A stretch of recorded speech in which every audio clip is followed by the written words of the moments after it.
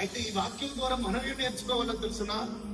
దేవుని పిల్లలంగా, దేవుని గురించి తెలిసిన వారిగా, దేవుని గురించి ఎరిగిన వారిగా, రక్షణ పొందుకున్న వారిగా, యేసయ్య రక్తం చేత కడగబడిన మనందరం కూడా ఏ విషయంలో కూడా మనం కూడా పొరిగిపోకూడదు.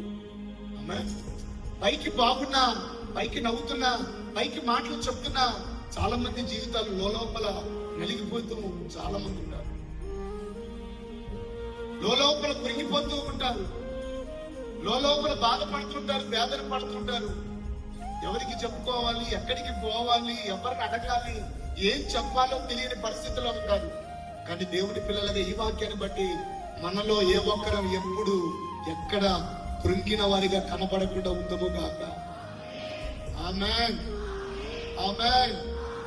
ఏ విషయంలో ఆత్మీయులుగా దేవుని గురించి అన్ని ఎరిగిన వారిగా, సర్వశక్తి కలిగిన దేవుని గురించి తెలిసిన వారిగా మనలో ఏ ఒక్కరు ఏ విషయంలో కురికిపోవడానికి వీలు లేదు.